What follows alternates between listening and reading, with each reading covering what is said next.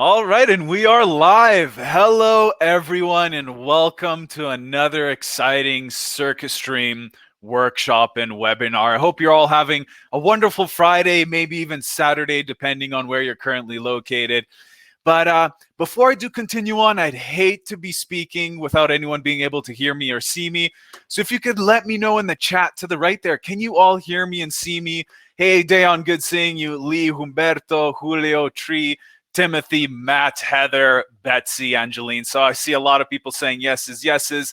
Lovely. Thank you all for letting me know. It's great to be back hosting another workshop here at Circus Stream.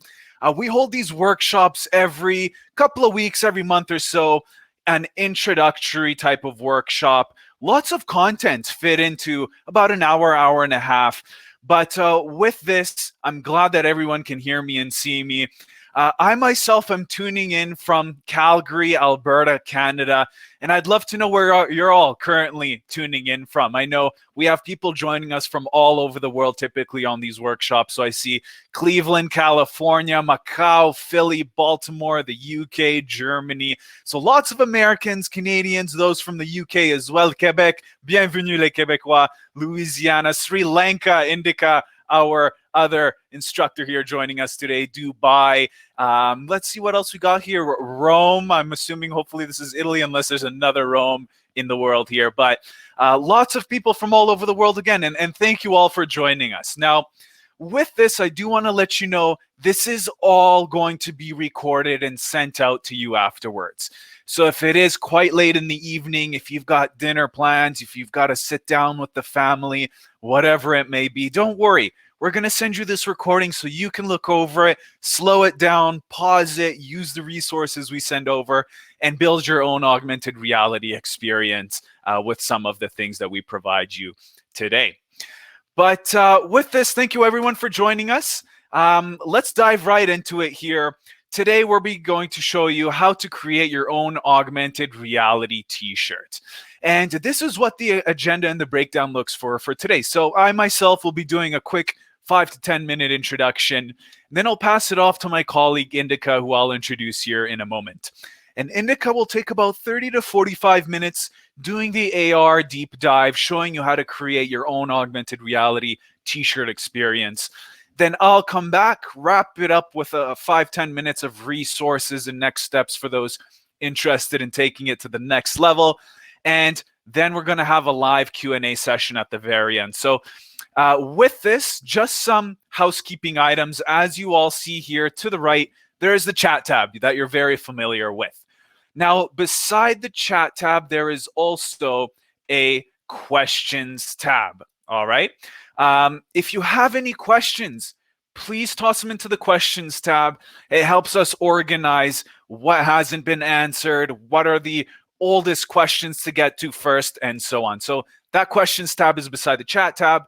And then we also have a polls tab. So just to get you all familiar with the polls tab, I'm going to toss in a poll right here, right now. So go into the polls tab. I'm publishing a poll here. I'm curious to know, what devices do you own, whether it's for VR or AR? So I'm going to take a look here. No submissions into the poll just yet, but I do see Android phones, iPhones. Someone's got the HoloLens too. Lots of Oculus devices, a Google Glass as well. And there's a lot of devices not listed on here currently, right? I'm not sure if there are any augmented reality people who are really following the news and trends. Ray-Ban stories came out, sunglasses, glasses that you can record and capture moments, videos, pictures, and whatnot. So lots of devices missing out of the polls there, but that's what the polls tab is. And I'll be tossing in polls throughout this presentation just to gauge the experience of the audience and make sure that we tailor the content as effectively as possible. Now, again, this is all recorded. We're going to send you the recording afterwards. Lots of information and content is going to be put into this hour, hour and a half. So sit back, relax, kick your legs up, ask questions, observe. Again, we'll send this over to you afterwards so you can slow it down, pause it, follow along. We'll give you our contact information. All the resources we use today, we will send you as well. So Please don't worry if you're falling behind and trying to follow along. I would say and suggest sit back, relax, observe, and we'll give you everything afterwards as well. But quick introduction for myself. My name is Stefan. You can call me Steph. I'm the partnerships manager here at CircuitStream. I myself have over 7 years of experience in the tech industry, working with travel IT companies, learning management system providers, ERP and business integration platforms, and now in the beautiful world of XR. And I'll touch on XR a little bit, but virtual reality, augmented reality, and mixed reality. Now, an icebreaker fact about myself, I was a member of Water Polo Canada. I trained with the 2008 Beijing Olympic team. Didn't go to the Olympics, but with all of the swimming skills and treading water that I've built, I saved a couple that were drowning in Mexico years back when I was still fit, still young and agile. And, you know, I love sharing that story. If anyone ever has the opportunity to support and help someone, it's always great. But that's an icebreaker, little fact about myself.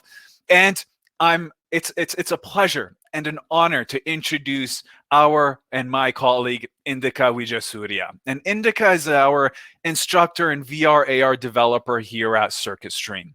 Now, Indika has over 5 years of VR development experience, and he's applied it to marketing, historical and ancient visualizations, industrial applications, and VR games as well.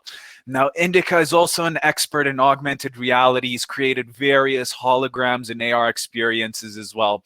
And an icebreaker fact about Indika, he loves getting lost in long conversations, especially around technology. So if there's anything you want to talk about, technology related, VR, AR, MR, devices, shoot it over to Indika. He'd love to talk more about that there. So a little bit about us here at CircuitStream before we get into that content there. CircuitStream was founded in 2015 when we noticed the gap in helping people learn how to build and develop their own VR and AR experiences. Back in the day, developers would dive into it, but beginners and newbies really didn't have a way to learn this. And ever since 2015, we've been teaching people how to build, develop, design, manage, and implement these experiences, and reached over 40,000 learners around the world on how to do this themselves. Now, CircuitStream is also a Unity certified training and channel partner. And partners are approved based on their expertise, focus on quality education, and commitment to providing the highest level of training available.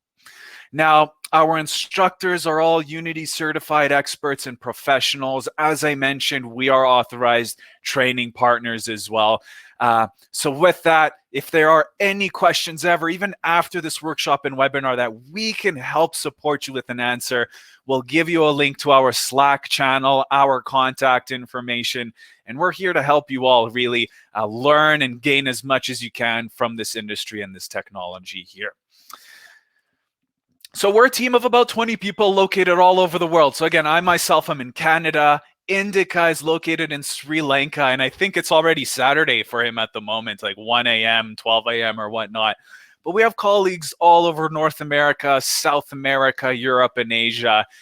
So as I see Indika in the chat there, good super morning. It's very early for him. So thank you, Indika, for joining. And no, Indika's a robot. He never sleeps, Andrew. He never sleeps.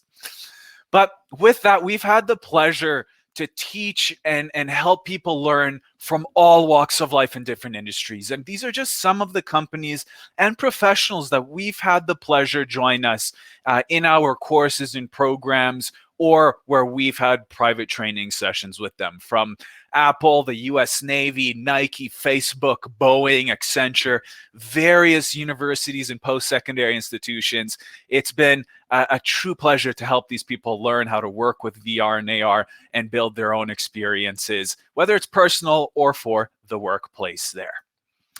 Now, going into our academic offerings briefly, for anyone interested after this workshop and webinar, we have 2 beginner and intermediate friendly programs, our XR Development with Unity course and our Interaction Design and Prototyping for XR course. Now, our XR Development course focuses on development, C# coding, scripting, building, and developing VR AR experiences. I'll get into it a little bit more in contrast, our interaction design program focuses on design, user experience, why this over that, designing and prototyping VR and AR experiences from scratch as well. And I'll dive into it later on for those who are interested in learning a little bit more about that. And what differentiates us from some of the other providers out there? Well, it's our live mentorship and the one-on-one support, if people opt into it, that comes with our programs and courses. We help each student build their portfolios with several projects, sitting down privately with them to help them develop their own ideas and proof of concepts. And that's really something that's missing with a lot of other people, and what we really value here at Circus Stream. Now, for those who might be a part of a group or a team interested in learning all together, whether it's a company or just colleagues and friends, we do have team training opportunities as well available for those who are interested. So now that you've learned a little bit about us, what are you all here going to learn today? Well, today we'll be showing you how Unity is used to build augmented reality applications. We'll also show you how to use marker-based tracking, how to develop an AR scene in Unity, what the best practices are of creating good image markers, and answers to your questions. So bring them all, toss them into the questions tab. We'll try and pick at them throughout, but we do have that in-depth Q&A session at the very end. Well, we'll get through all of them if time permits. We don't want to spend 2 hours today, but we'll get through them all. I'm confident. So I'm going to toss a poll here in the questions, or in the polls tab, my apologies. And I'd love to know, again, if you could go to the polls tab, I'm going to toss it in here shortly. On a scale of 0 to 10, 0 being I've never heard of it before, 10 being you're a professional, how much Unity experience do you have? I'm publishing the poll now. Let me know in the polls tab. Scale of 0 to 10, 0, I've never heard of Unity. 10, I created Unity. I'm the Jedi Master, Chuck Norris of Unity. So let me know. I'm looking at the results here. We've got lots of beginners in the audience, some intermediate folks, and a few advanced folks here as well, which is great. You know, we'll try and tailor this for all of you here today. We won't go into some crazy advanced topics and concepts, but for those who are intermediate and advanced, feel free to ask questions in the questions tab. Indica, myself, some of my colleagues backstage will be trying to answer those for you as best as we can. Now, for those of you who said 0, well, what is Unity? Unity is a free 3D development engine for building games, simulations, and experiences. It's the easiest way to begin making projects and applications for XR. Now, XR stands for extended reality. And that's just an umbrella term that we use for the industry that covers virtual reality, augmented reality, and mixed reality. So XR, short term, really to cover all things around this technology here. Now, interesting facts about Unity. Unity is actually used to create over 60% of the world's content and applications. So another reason why we do focus on Unity here at Circus Stream to help you all prepare for some of the most in-demand skills that we see in the industry and in the world today. Now, Unity's global impact is big. 3 billion applications are developed by Unity creators and downloaded per month.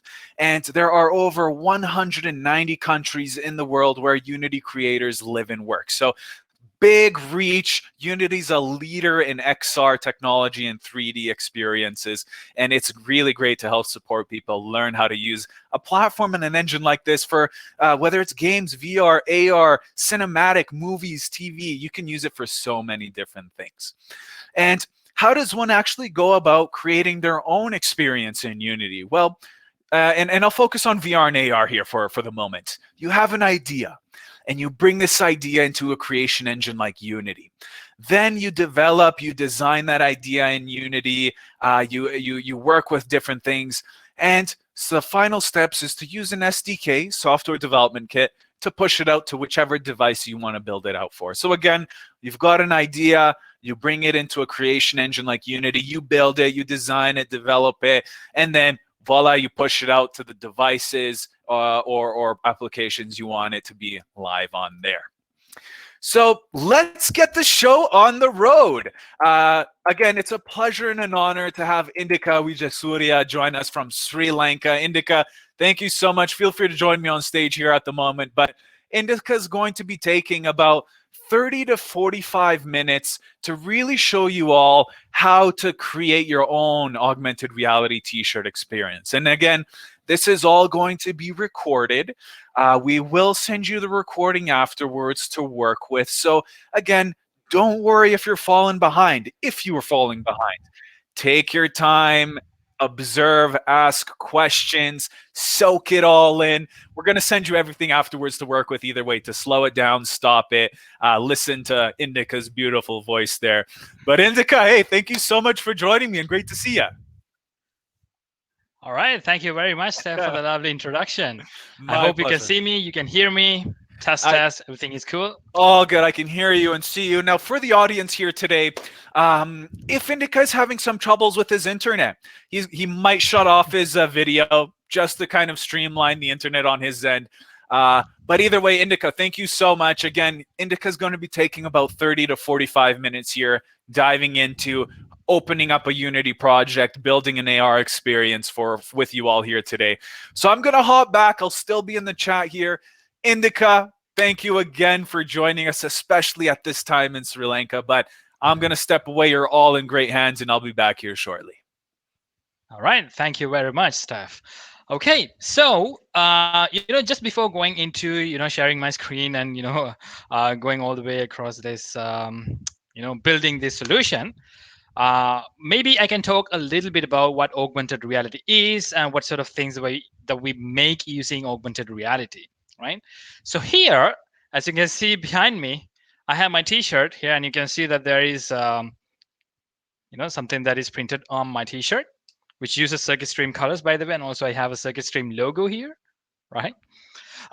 So basically, what we are going to be using today is called marker-based AR, right? So when it comes to augmented reality, there are like multiple methods, multiple ways of AR that is available here, right? One is called marker-based augmented reality. Marker-based augmented reality uses a known target or a known image, and the algorithms kind of identify that image, and on top of that, it kind of renders, kind of draws a 3D model, or maybe whatever that you want, so that that way it will give you the illusion of that another a 3D model is on top of this known marker. And the other one is known as markerless, markerless augmented reality. Usually, if you're familiar with Pokemon Go, there is a Harry Potter game, or maybe Minecraft World. Those games and those kind of applications are using markerless augmented reality. So in markerless augmented reality, you don't really have any markers or any known images like this, but you have the world, right? You just open up your camera and you just scan it around, and you see that it identifies all the planes around you, maybe the walls and things like that. And another one is called face recognition. You already know you can use face recognition. Applications like Snapchat, Facebook, and many applications, they use face tracking to create some face filters. All right, so let's get this started. So when it comes to this t-shirt, out of all these three, we are going to be using marker based augmented reality, because this is a known marker, it's a known image, and we're going to be showing 3D models and content on top of this, right? So since we are talking about marker based recognition, we need to identify how should we create a really good marker so that it is augmentable, or in another word, we can say that it is trackable. The ability for that image to be tracked, right? So let me share my screen, and I'm going to show you some best practices when designing an image target for marker-based augmented reality, right? All right, so let me share my screen. Let me know if you can share my screen. Da-da-da. All right, can you see my screen? heads up. Can you see my screen? Awesome. Amazing. Right. So let me just share this link with you. Right. So this is also this is like a page from Vuforia. Vuforia is not a part of Unity, but it is a third-party plugin that we can install in Unity. And Vuforia also provides marker-based recognition, like that is their like key point, you know.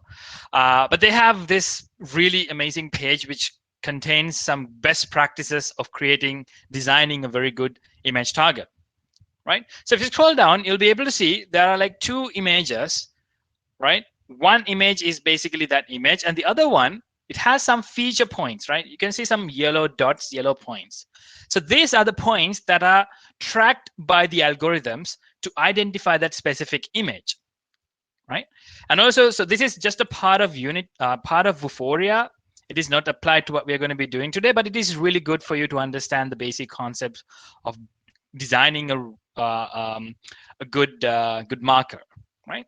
So here, as you can see, it says that a square contains 4 features on one of, and each one of its corners. As you can see here, there are like 2 feature points in this corners. When it comes to a circle, there are no feature points, right? Doesn't have that much of feature points to, identify the image. And the other one is called the contrast. You can see here that this one, it has like really contrast. This one, it has a lower contrast. Lower contrast defines, that means you have a lower augmentability, right?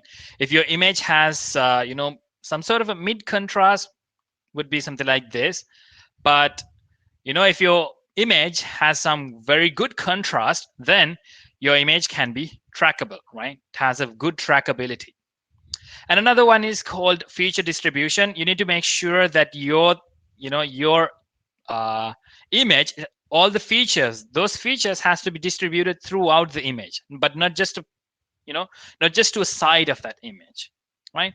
So just like that, since you have the link, go through all of these different items. There is this thing called repetitive patterns.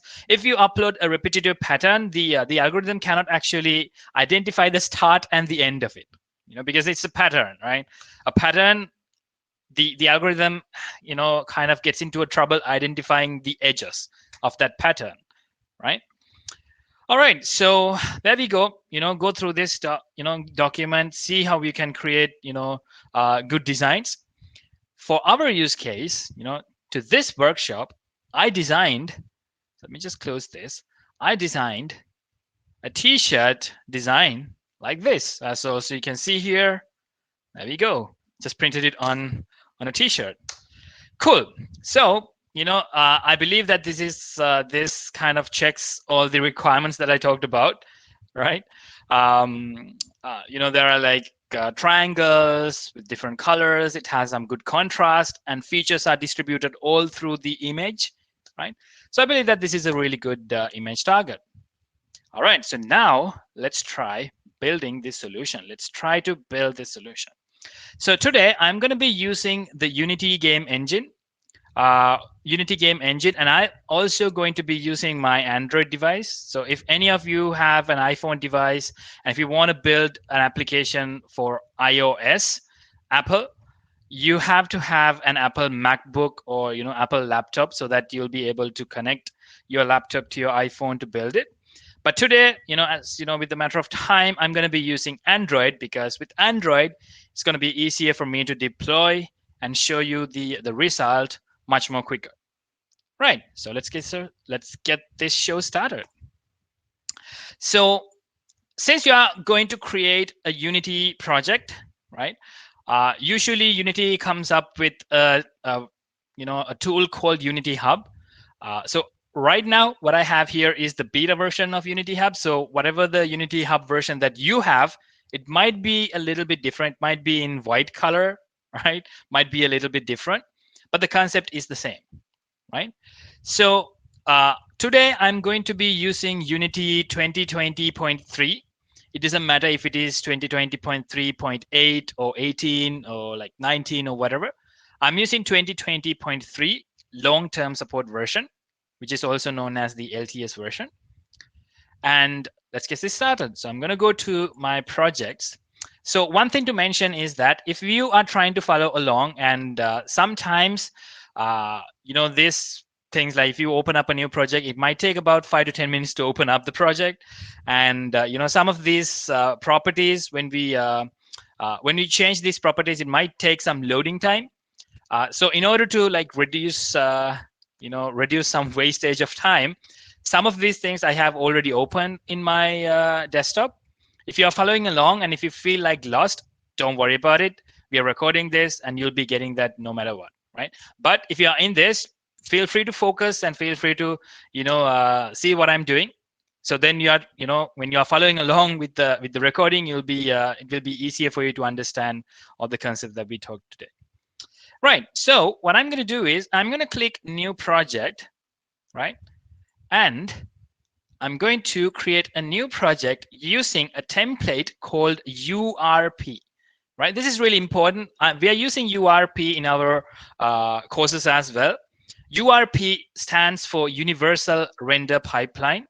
Universal Render Pipeline is kind of like a lightweight render pipeline that is provided by Unity to make rendering much more performance, and also it includes some much more features as well, like visual effects, new shaders, and various things, right? So I'm going to be using URP, right? Universal Render Pipeline. And over here, I'm going to give a name for my project. I'm going to call it AR T-shirt. And also I'm going to give a location. So here it says C circuit stream. I think that would be pretty much it for me. Now I go and create the project. So I don't do this because this might take like 10 to 5 to 10 minutes in my computer. So when you click it, it will take some time and it will give you a scene like this. So since most of you guys are new to Unity, I will give a basic introduction to this Unity's interface and also some tips on basic navigation, right? So in the middle, what you see here is the scene view, right? Scene view consists of all the 3D models and 3D assets that you put in your project, in your scene, not in your project, but in your scene, right? Scene is like a level, right? Or it's like a PowerPoint slide. Um, in PowerPoint. So in a certain Unity project, you can have multiple scenes. In a project, right? It's like multiple levels. For a menu, you have a separate scene, so something like that, right? Okay, so over here, you can see that Unity has created us a scene already, which is called sample scene, right? It's called sample scene, and there we go. Now let's see how we can navigate throughout this scene, right? So if you hold your right click button, right, this is the right click button, press and hold your right click button, and your mouse pointer will convert itself to a small eye with some four keys next to it, right? So while holding your right click, you can move it up, you can move it down, you can move it sideways to look up and down and look sideways, right? And while holding your right click, right, this is important. You're holding your right click button and press W key slowly, right? Slowly press the W key to move forward, right? It moves forward to wherever you are looking at, right? And also press the S key to move backwards. So just like that, press the A key to move sideways to the left side, and also press the D key to move right side. So W, A, S, and D to move it all around. And also there are two additional keys. So while holding your right click button, you can press E key to go up and Q key to go down. So that way, right, you combine all of them together. So if you're really new to Unity, some of you might feel a little bit hard to get along, but practice makes it much more easier for you to go along, right? So there you go. So I can like rotate my mouse, I can look up and down, and I can combine W, A, S, D, Q, and E to navigate within this scene. Right now, you can see that whatever the objects that are in the scene, you can see over the left hand side there is something called hierarchy. The hierarchy is a window that consists of all the 3D models and all the other objects that are in the scene, right? So in this case, you'll be able to see something called the main camera, something called directional light, post-process volume, and then there is this thing called example assets. You can see that it is kind of like a group, right? It's kind of like a group. And inside that group, there are like more groups called workshop assets, workshop set, props, reflection probes, and things like that. So we have a hierarchy of objects, right? In Unity, we call these objects game objects, right? We call them game objects, right? So a main camera in the scene is also known as the camera game object, and directional light is a game object. And over here, you can see when I select my main camera, or if I select my directional light, or whatever I select, in your right hand side, you will see an inspector window, and you will see some different parameters that you can change, right? So for example, if I select my main camera, you can see that there is a component called transform and also a component called camera. So we call them components, right? Game objects are built based on components, right? Each and every game object have one or multiple components attached with, right? So these components define certain properties, right? For example, the transform component here at the very top, it defines the position of that object in the scene, the rotation of that object in the scene, and also the scale of that object in the scene.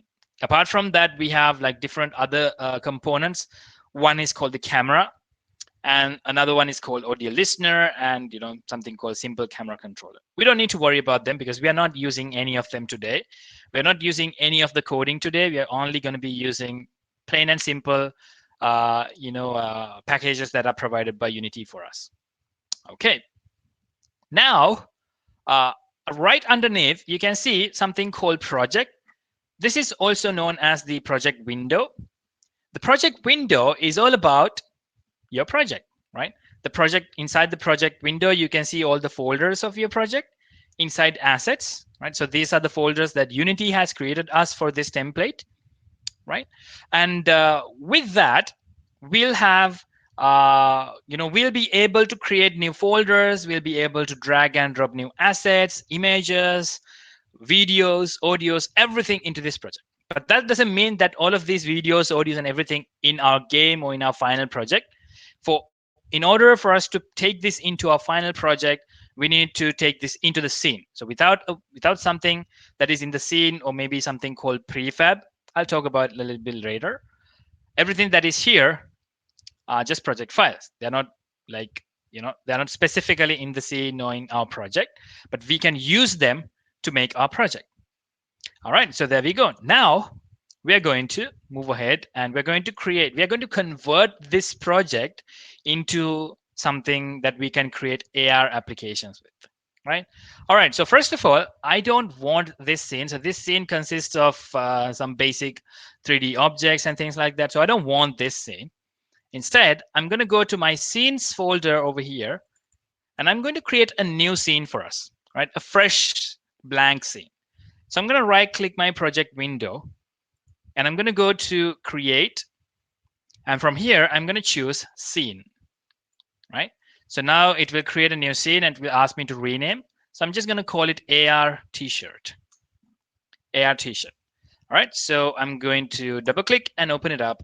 Now you can see that this is a blank scene.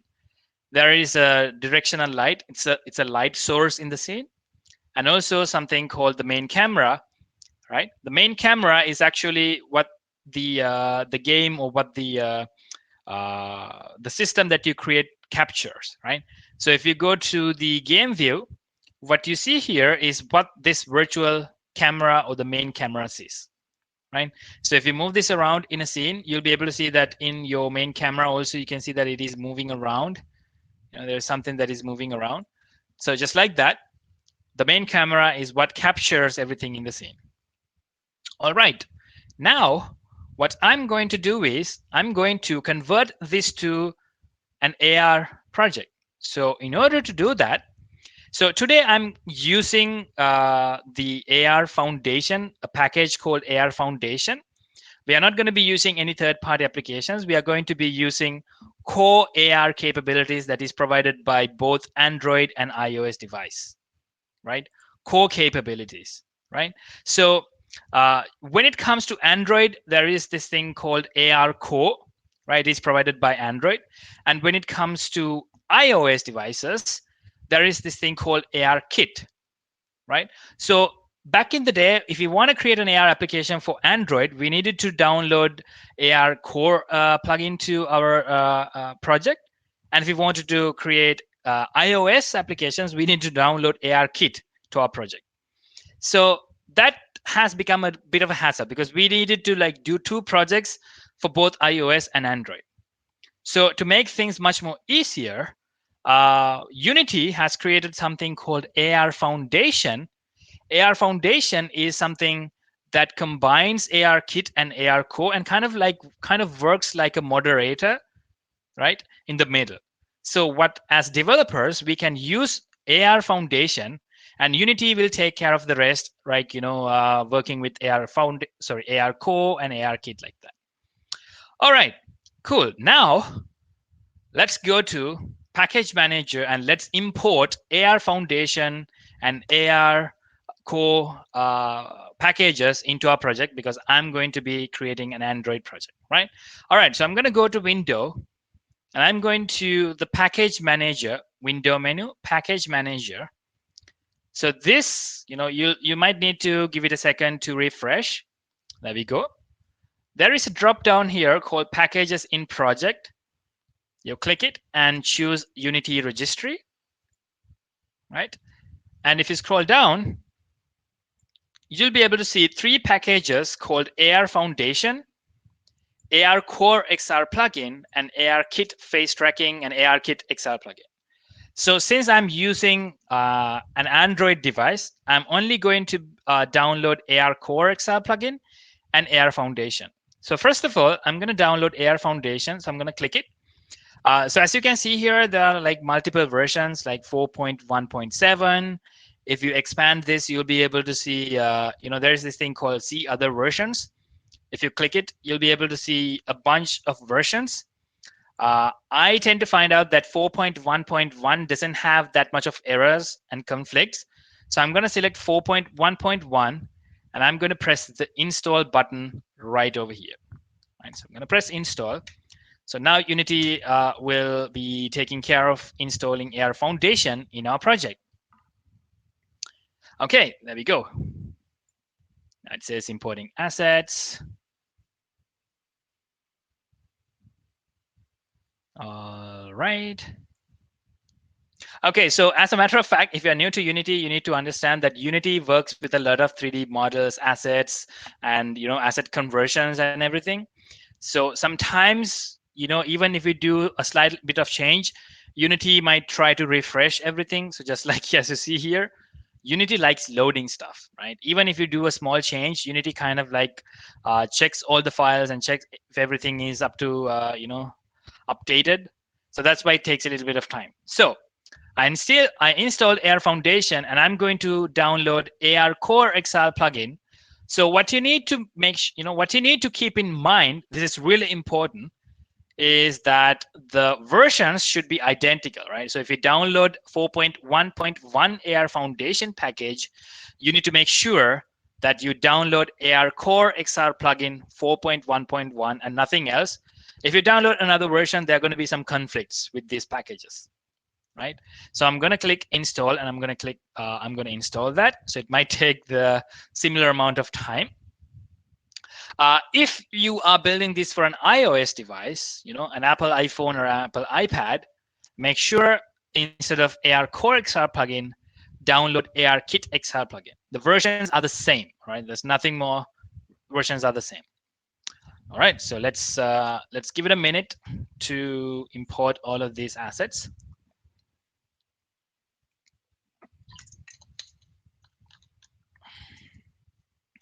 Okay, nice. Right. So now I have AR Core XR plugin and AR Foundation installed. So I'm going to close my package manager. And also there are like some files that I don't really need in this project. So those are in a thing called example assets. So I'm going to right click and I'm going to delete this because these are some assets and some files that is provided to us by Unity. So I'm going to right click and I'm going to delete this. It is not a mandatory requirement. I'm deleting this to save time because I don't want this to convert everything. So there we go. Now I'm going to convert this project to Android, right? So currently you can see right over here, it says PC, Mac and Linux standalone. That means whatever the build that we take, that we generate, it's going to be compatible with PC, right? We cannot actually put a PC application in our Android device. So I'm going to go to the file menu and go to build settings. And from here, you can see I can select Android and I'm going to click switch platform. Right? I'm going to click switch platform. Now, Unity will be converting everything to Android. Right? You'll see that it is kind of taking a little bit of time. So let's give it some time for that.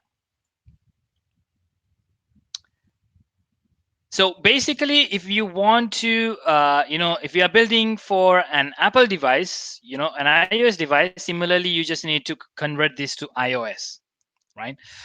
So if you don't have this Android and iOS, if you don't have this switch platform feature, what you need to do is when you are installing, so let me go back to Unity Hub.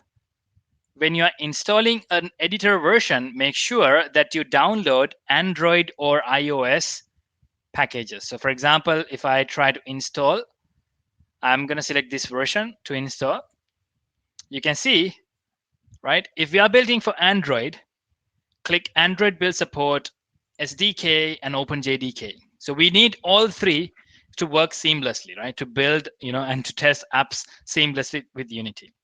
And if you're building this for an iOS, make sure that you similarly get the iOS build support as well. All right, so I'm not gonna install any other versions because I can see that it has done its compiling. Now over here, you can see that it is converted to Android. Right now it is Android.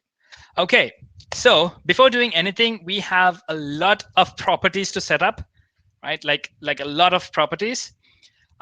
Because we need to make sure that Unity works with the camera inputs, every permissions are okay, and things like that.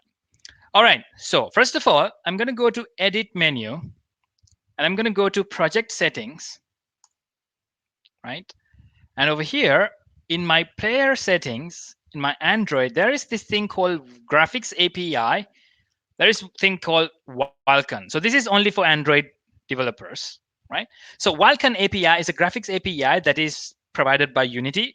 It's not provided by Unity, it's an API, a graphics API, which is supported by Unity. But the problem is the AR Foundation, AR apps in Android doesn't actually support this thing, right? So what I'm going to do is I'm going to click Vulkan from the graphics API in the player settings. I'm going to click this minus button to remove the Vulkan API. So this is an important step. So with this, you won't be able to render anything, in your phone, right? So because there are like some conflicts with the graphics APIs. Okay, so this might take a little bit of time. So these are like really important steps, because our actual implementation might not take that much of time. So I'm going to focus mainly on these parameters because without this, you won't be able to put it in your phone and test this properly. All right. So now that I have removed Vulkan APIs, let's scroll down a little bit. And there is this thing called minimum API level. I'm going to change this to API level 24, right? And also the scripting backend, I'm going to change this from Mono to IL2CPP, right? And also there is this thing called target architectures. I'm going to click ARM64. So why, we didn't need to do this like a couple of months before, right? But what happened was Google kind of updated their AR Foundation, services through the device, and they seem to not work without this ARM64. So scripting backend, IL to CPP, ARM64 ticked. This will make sure that your application will run on a mobile device without crashing. All right. Now, I think that is pretty much for it in terms of this. If you are building it on an iOS device, basically it's similar. You won't be able to see any graphics APIs here. But apart from that, you'll be able to see something called ARKit supported. Currently I don't have iOS version here. You'll be able to see something called ARKit enabled. So you just need to tick it, otherwise it wouldn't work. All right, so the player settings are over. Now I'm going to XR plugin management. And here I select the Android tab and I tick AR Core. Right, there we go. Okay, so I just ticked AR Core and that's pretty much it. All right, so I'm going to close this. So my basic properties are now okay. So I'm going to close this. And also I'm going to go to, there is a folder called settings, right, which is provided by Universal Render Pipeline. And there is a setting called forward renderer, right? It's called forward renderer.asset. So I'm going to click it. And in my inspector window over here, so you first need to click this, right? If you click something else, it will be gone. So you click the forward renderer. And there is a button in the inspector window called Add Renderer Feature. You click it and select AR Background Renderer Feature. Right. So it's just pretty much that. So why we add that is without this, since this is only a URP setting, without this, you will see everything around you in AR, but your camera input will be fully black. Right. So camera input, in order for the camera input to be supported, you need to click the forward renderer and choose AR render feature and this one. All right, so enough talk, enough property changes. Now let's see how we can do this, right? So first of all, I'm going to, now that I have AR Foundation installed, I'm going to get rid of my main camera, right? In my scene, click the main camera and press delete, right? Now my main camera is gone, right? Now that my main camera is gone, I'm going to right click an empty area of my hierarchy and I'm going to go to XR and I'm going to choose AR session, right? AR session. AR session determines, AR session actually tells the system, hey, I'm opening up an AR application. This is an AR scene. Please give me your camera access. Open up your camera, right? The physical camera, right? Not the virtual camera in Unity, right? So AR session makes sure that it starts the AR session with either AR Core or AR Kit, right? So we just have it here and keep it there. You can see that when you click it, you'll be able to see two components here. Don't worry about it. You just keep it as it is. Now, again, I'm going to right click an empty area of the hierarchy and I'm going to go to XR and I'm going to choose AR session origin, right? AR session origin. So AR session origin, it is basically the origin, right? So when you open up your camera in an AR, in a physical world, right? The virtual environment should also have a point of reference, an origin point, right? So when it comes to this 3D scene, right? It has an origin. It has an origin where the X value, the Y value, and the Z value is 0, right? So what AR session origin does is when you open up the camera, it creates a separate origin, creates a unique origin in your environment, right? So if you expand this AR session origin, you can see that there is an AR camera anyway, right? If you go to game view, you can see that everything is black because this AR camera will not render anything, any sky or anything around you, but it will render all the 3D models. Okay, so believe it or not, with this, you have an AR app. It doesn't work, but it will calculate all the environment around you. This is the basic AR app that you can create. Okay, so what we want to do is actually to create the marker-based tracking. So my T-shirt would work with it. So first of all, I'm going to import my T-shirt T-shirt print into Unity. So to do that, I'm going to go to Assets folder, and I'm going to create a new folder. I'm going to call it Images. Not images. I'm just gonna call it t-shirt assets. I guess I have like a bunch of assets that I can import. T-shirt assets. So I'm gonna double click and open it up. So in here, I'm going to drag and drop my image. So there you go. I go into my folder. So I have this t-shirt.jpg. This is the image. I'm going to drag and drop this on top of my project window. Ta-da! All right, there we go. So it now imports the image into Unity. And you can see that when you click this, you'll be able to see that the image is now imported. Right. Now, what I'm going to do is I'm going to make sure that this image, this t-shirt image is in the scene so we can have some sort of a reference, right? So in order to make a reference, what I'm going to do is I'm going to click an empty area in my hierarchy, and I'm going to go to 3D object, and I'm going to choose quad, right? Quad is, if you go here, you can see that quad is basically a blank image kind of a thing. So what I'm going to do is I'm going to change the position of this quad to 0, 0, 0. So you can double click this quad to automatically zoom here. I'm going to rotate this along x-axis about 90 degrees. So there you go. So I have this here. And also you can see that there are like a bunch of icons here. So I can get rid of them by clicking this gizmos button, right? So now the icons are not visible anymore. So I'm going to apply this image into this. So you cannot simply do that, right? Since this is 3D modeling or 3D manipulation tool, we need to do that using a concept called materials. So if you are into 3D modeling and things like that, you know what materials are.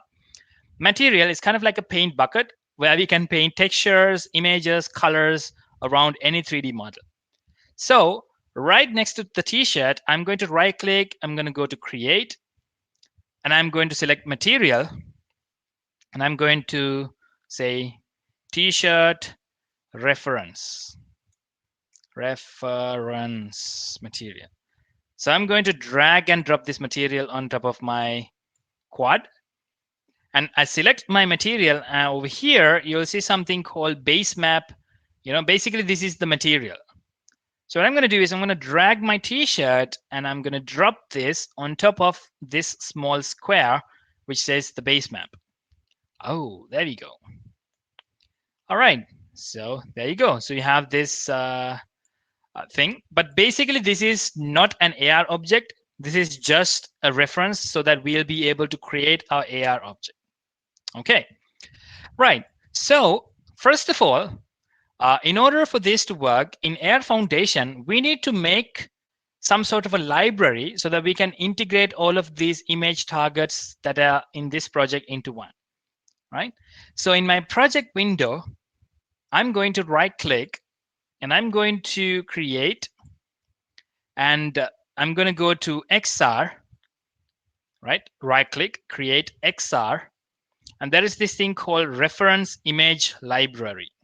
So I'm going to click and choose that. Over here, I can also give a name. So I'm going to give just t-shirt images, right? All right, so there you go. So I click this asset, the one that I created, and in the inspector window, I'm going to click the add image button. I'm going to click it, right? So when I click it, you can see that it is now requesting a texture, a name, and also a size, right? So usually this quad is 111 in size. Like 1 means 1 meter, 1 meter, 1 meter, and 1 meter size texture. So what I want to do is, so this one, it doesn't look 1 meter. It's just like around, let's say around 30 centimeters, right? So what I'm going to do is I'm going to scale this to 0.3, 0.3, and 0.3. So this way I kind of have an actual size idea, right? And I'm going to click my reference image library. And here I'm going to drag my t-shirt and drop here. Ta-da! There you go. Right, so it automatically populates the t-shirt as the name. And I'm going to click specify size. And I'm going to set the physical size in meters. So this is going to be 0.3 meters. That means 3 centimeters. And the Y value is also 0.3 centimeters. Okay, so there we go. So now that I have an image library, now we are going to use this image library to create something on top of this. Right. So first of all, I'm going to select my quad and I'm going to, create some, oops, I think I'm a little bit faster. Oh, there you go. So what I'm going to do is on top of this, I'm going to create another game object, or kind of like maybe a cube or a 3D model or something like that. Okay, so what I'm going to do is not in the quad, right? I'm going to right click and I'm going to choose an empty game object. So this is an empty game object. I'm going to rename this as AR t-shirt, AR t-shirt spawn model. So this is the one that gets spawned when you scan it, right? So I'm also going to change the position of this to 0, 0, 0. So that way it will be in the middle like this. Okay. So inside this, I'm going to create a bunch of 3D models, right? So basically I can, I think maybe if I can import, import a 3D model, that would be cool. I think I have one already. So let me just go to my projects folder and look for that 3D model. Should be inside workshops. Da, da, da, da. All right, so I have the circuit stream logo as a 3D model. So if you double click and open it up, you can see that this is the 3D model. There you go. It's the circuit stream logo. It's a little bit odd because I'm the one who made it, so I'm not that much of a 3D modeler. So so this is in FBX format. I'm going to drag and drop this on top of my project window. Right, there we go. Now what I do is I drag this 3D model and drop it inside my AR t-shirt spawn model. There you go. So I think this is a little bit big, or maybe a lot smaller, as you see here. So I'm going to increase the size of this using my scale tool over here. So I'm going to be doing a little bit of manipulations now. So I scale this.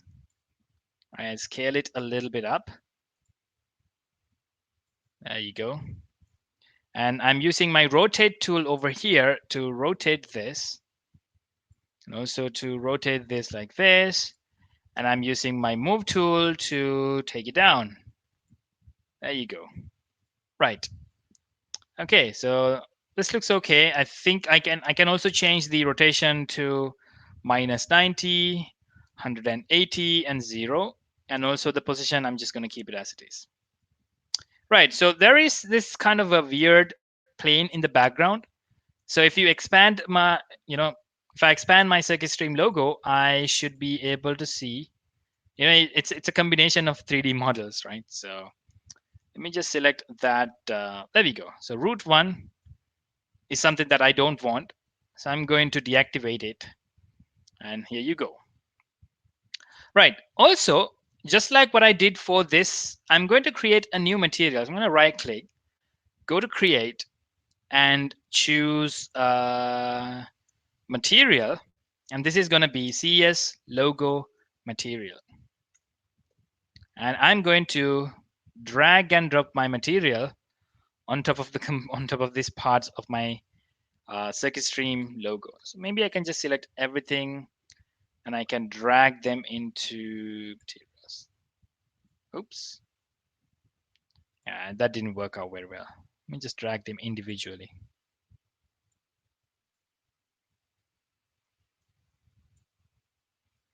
All right. Ah, okay. So I think I should convert this to just one.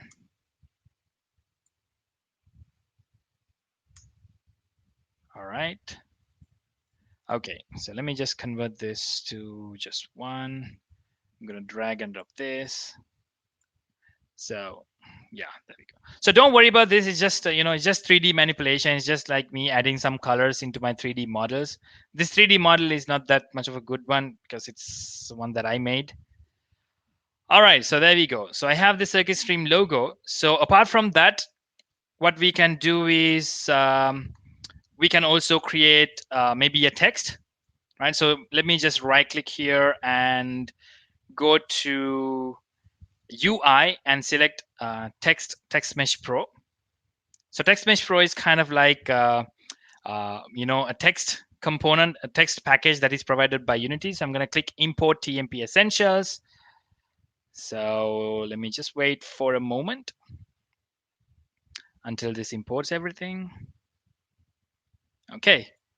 So right, not the canvas. I think I just yeah. Let me right click, go to 3D object and select text mesh pro. So there you go. So it's a huge text. So I'm going to using my scale tool, I'm going to reduce the size of this, right? And also using my rotation tool and my move tool, I'm going to take it up a little bit, right? Right. Now, all right, I'm going to create, I'm going to change the text of this, right? So I can, in my inspector window, I can scroll down and there's this thing called sample text.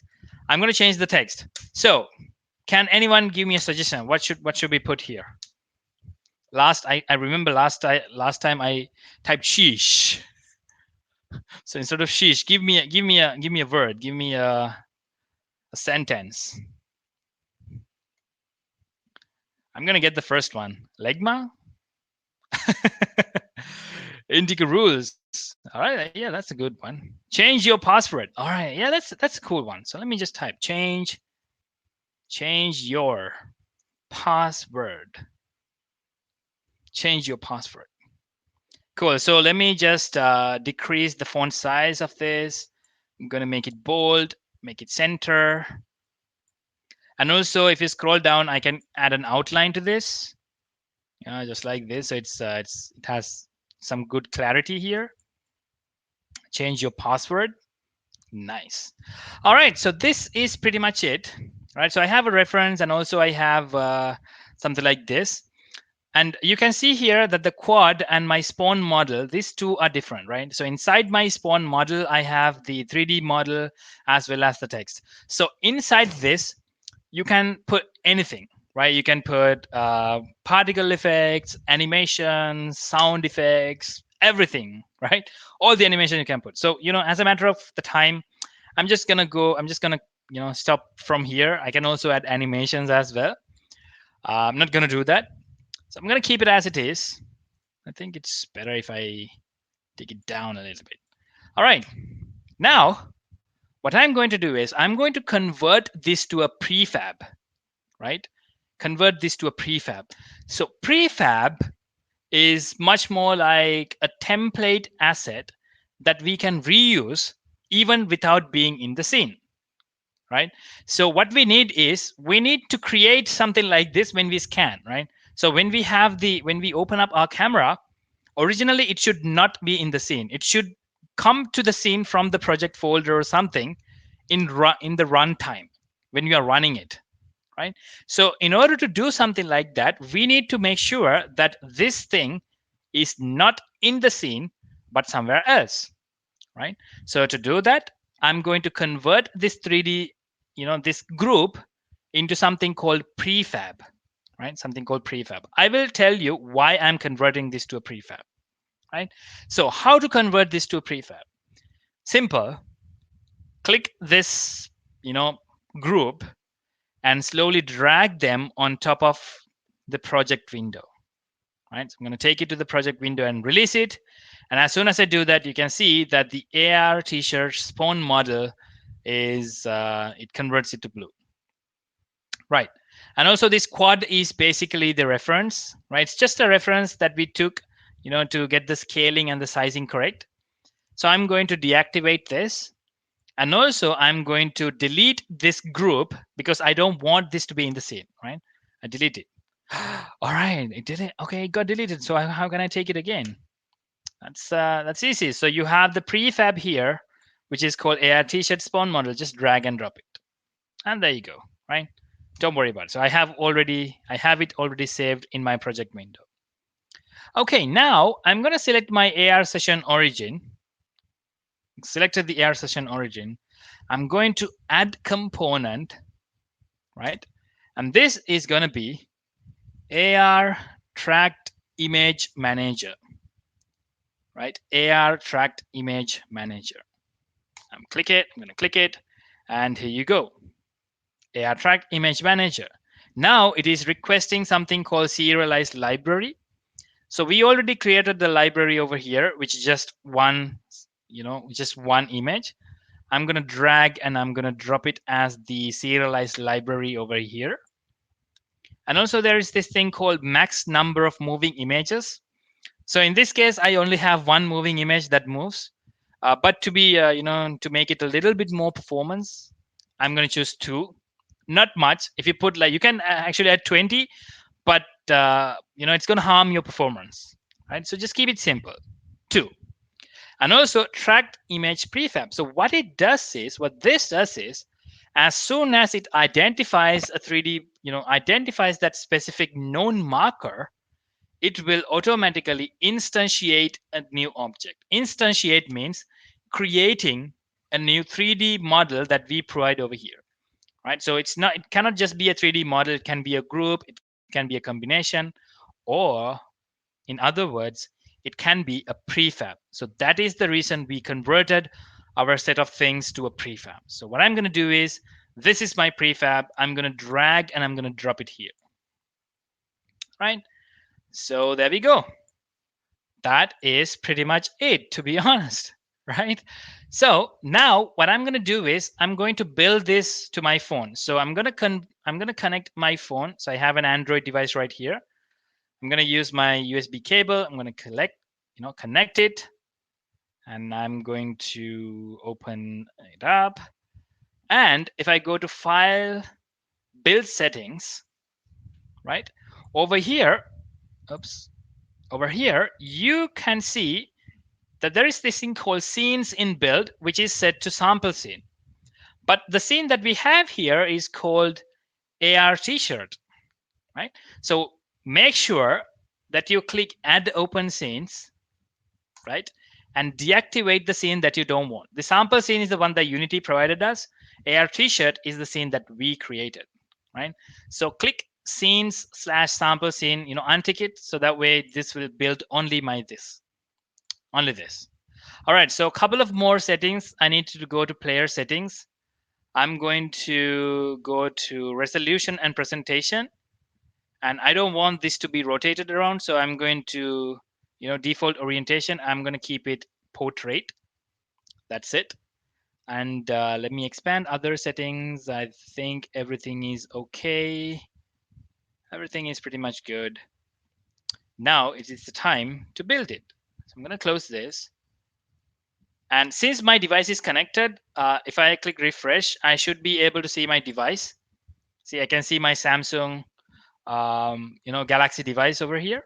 So in order for this to be enabled, you need to make sure that USB debugging is turned on. So that way you can directly install this application on your phone while this is connected. So I'm going to choose this, and I'm going to click build and run. And I'm going to save this as build.apk. I don't really need the APK. I'm just going to say build, and I'm going to save. So this process might take around 5 to 10 minutes. I cannot make sure. So until that happens, I'm going to give the stage to Steph to continue this. And once his work is done, then, right before the Q&A sessions, I should be able to show this to you, right? So Steph, welcome back to the stage. Hello, hello. Can everyone hear me and see me? Just before I do continue on, Indica, can you hear me and see me? Yes, very well. Oh, perfect. Sorry, head shake. Lovely. Hey, thank you. Lots of great questions in the questions tab. Some great chats happening in the chat there. So I'm going to take those 5 to 10 minutes now to slowly wrap things up before we get into the Q&A session here. Hopefully in those 5-10 minutes, Nindika's project will be set up, ready to go, and then he'll be showing you exactly what this looks like once it's actually been created in Unity there. But Deborah, I do see a question there. I'll get to that fairly soon here, but let me just share my screen here. Make sure I do share the correct one. But lovely. So again, I'm going to take 5-10 minutes, just wrap things up, speak a little bit more about some resources and next steps for those who are interested. Indika will join back, show you all after it's been rendered what it all looks like, and then we'll get into those questions that haven't been answered in the questions tab just yet. But before I do that, I'd love to ask you all, and if you could go to the polls tab, that would really help us out.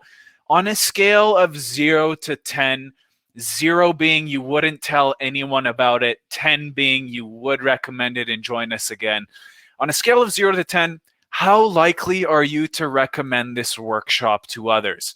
So do navigate to the questions tab there. Really helps us out to know whether or not we should continue hosting and holding these free workshops and webinars. Do let us know. We'd love to hear your feedback. Let us know. We'll send a survey afterwards if there's anything we can do better next time. But it does help us know if we should continue holding these things, and really looking forward to seeing the responses there. So with this, for those who are interested in taking it, a step further, if you're new to this or intermediate level, want to get working with VR and AR yourself, we have one of the 2 courses here I mentioned earlier, our XR Development with Unity course. Now, this is a 10-week program with up to 8 hours of live instruction per week. 3 of those hours are in class, split into 2 sessions, 2 1.5-hour sessions, where it would be yourself alongside your classmates and peers learning live and online virtually through one of our experts like Indika on how to actually work and build what Unity experiences, VR and AR projects and applications from scratch. Now, it's flexible, part-time, everything's recorded as well and shared with you, lifetime access to this, and portfolio-based as well. So by the end of the course and program, you can expect to be at that upper intermediate level, several projects with your portfolio in it, and industry recognized certificates, not only provided by us here at CircuitStream, but recognized and provided by Unity as well. And if you're interested, November 30th is our next cohort. We hold it every 2.5 months or so. So about 5 courses per year, if I'm not mistaken. Now, for those of you who don't want to dive into development, coding, scripting, programming, we have our interaction design and prototyping for XR course. Now, this is also 10 weeks long with up to 8 hours of instruction per week. 3 of those hours are in class, split into 2 sessions, and daily open office hours for additional support. If you want to sit down, ask questions outside of class, get some support, or just really have a friendly chat. Lots of support outside of the live sessions and classes, in the open office hours and through our Slack channel, which I'll try and get some of my colleagues backstage to share with you as well. But this one focuses on user experience, how to design and prototype these experiences from scratch. Again, 3 hours of class split into 2 sessions, portfolio pieces and projects throughout as well, flexible industry recognized certificates too. And speaking about the certificates, we do also have Credly badges that we offer, recognized by various people online, whether it's the developer badge or the designer badge, with the opportunity as well to become Unity certified afterwards. We actually give all of our students the vouchers to become associates or professionals of Unity products and tools. So this comes with all of our registrations in the courses and programs. We've created a lot of those exams, the associate level exams, professional exams, on Unity's website there. So all of our course content really helps students not only build these portfolio pieces and develop these skills themselves, but also be ready to take Unity's certification exams to get that additional certification too. Now, we have a large community in various areas of support. Our community, again, we've reached over 40,000 people. Our Slack channel has about 1,000, if I'm not mistaken. But a community of like-minded individuals that you can network and collaborate with, various events from coffee hours each week, show and tells, demo days as well. We have one on September 24th if you're interested in seeing what people have been building from scratch. And again, open office hours 5 times a week for additional support. Now, if you're interested in joining us, we do have 2 packages for both the design and the development course. We have our starter packs, which includes the courses, the 10-week program, 80 hours of instruction, and a Unity certification exam. Get 2 certifications at once. Now, we do also have a plus package if you're interested in learning C# before the development course. If you don't have a headset, we will cover the costs of the Oculus Quest 2 device for you. And you get 10 hours of private one-on-one sessions and support with our team and one of our experts, whether it's VR, AR, MR, whatever it may be.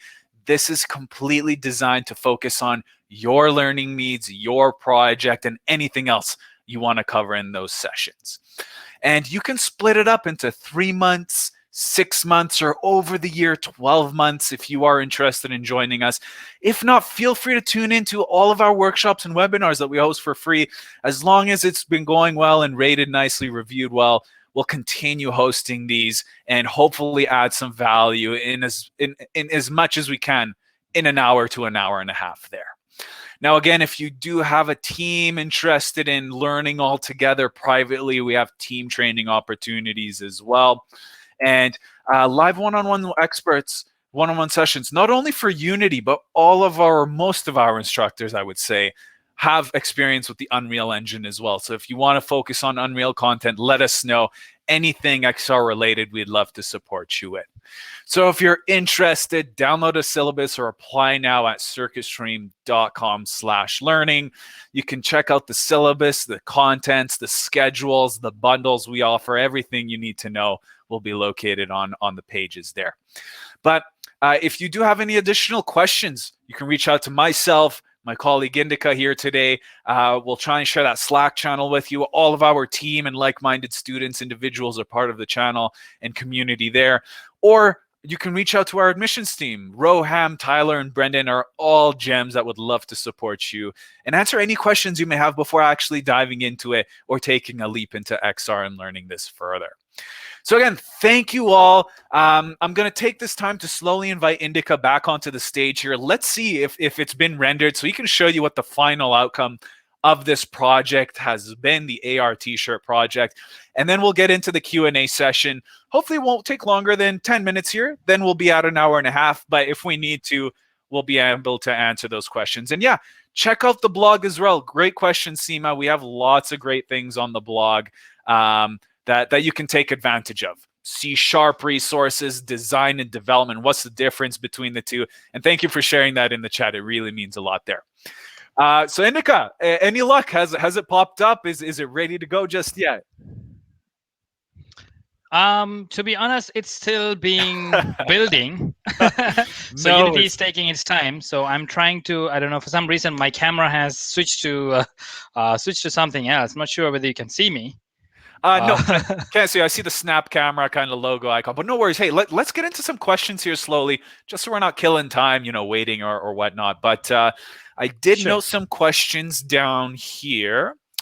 So this one was from Mitch Fields, and I don't know if it's in the question tab. If we get to it, we'll answer it as marked. But Mitch was asking, that image you used today, with the graphic you use, does the image need to be a specific resolution or file format, Indica? That image doesn't actually need to be a a specific file format. Even JPEGs or even PNGs would work. But I would recommend, since this is an image target, I would recommend using a JPEG with a standard resolution of about 2000 pixels, so that you can have some good features in this, right? Right. So, yeah. Perfect. Awesome. Hopefully that helps there, Mitch. Let's see if I had anything else noted down here. This one was from Angeline, and she was asking, any suggested resources for using rigged or animated models in this process, Indica? Anything that comes to mind on your end? In order to do the animations, I would recommend using something else and just oh, there you go. I used another Hey. camera. I used my other camera. So yeah, in order to do all the animations, you can do some primitive animations in Unity as well. But I would recommend using Blender or maybe some third-party animation tool to create these animations and bring them to Unity. But now Unity also supports different types of plugins and packages, such as Animator, cinemachine, and things like that. So using them you can create animations in Unity, but small animations, I think it's better if you can use another system. Perfect. And Angeline, we did host a few workshops around, let's say, visual effects and animation as well. So I'll try and find those for you and send it over so you can review it as well. But great question. Hopefully that helps out a little bit there. And if not, we'll send some more resources over to you. Now, Indica, and let me know whenever that project's ready to go. Let me know, and then I'll stop. I'll stop answering the questions here, or providing the questions. But this one is from Miguel, and Miguel's asking, can this be done using WebAR instead of an app, like without people needing to download an application? Yeah. So yeah, I think even I believe that web AR is the future, right? But right now it is possible. Marker based recognition is possible. There are like certain platforms such as 8vol and WebAR, AR.js, really good platforms that you can implement similar features in it. But if you want to build, you can just research for something like AR.js. But these images, we call them natural feature tracking, right? Mhm. So usually the natural feature tracking of WebAR is still limited to closed source applications. They are not fully open source. Okay. ARJS is open source, so you can without any without paying anything, you can start building for WebAR. uh, ARJS, but these things like NFT is not that NFT, natural feature tracking. Okay. For that, you can use something like 8vol, but can be done using WebAR. But Unity's WebGL web support doesn't do WebAR with this. It is only for AR Core AR Kit and also the HoloLens and all the AR headsets. Right. Perfect. I know we have a HoloLens question here somewhere as well that I'm sure you'll love touching on. This question's from Henry, and I can quickly touch on it. Feel free to add as well.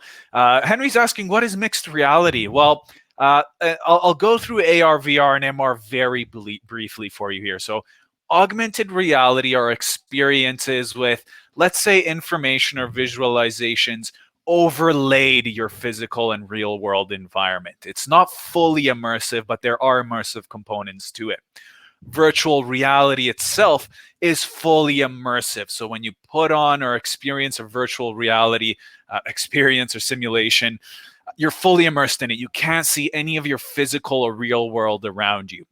Now, mixed reality, it's a mixture between AR and, I guess, VR in a way. And Indica, you can touch on this too, but mixed reality devices are commonly mistaken as augmented reality devices and vice versa.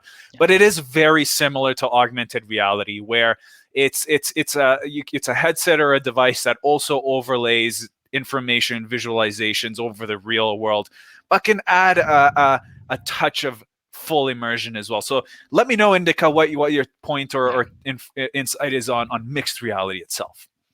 That's exactly. Usually AR stands for, spawning things in the actual world, and VR stands for spawning things in a virtual world. MR is kind of like in the middle. So usually Microsoft HoloLens and Magic Leap are known as mixed reality devices because rather than just spawning things in the actual world, the headset can also convert itself to some sort of a virtual reality device, Mhm. based on how you implement that. So that is why we call this as mixed reality. Perfect. And I'm gonna I share. think this is done.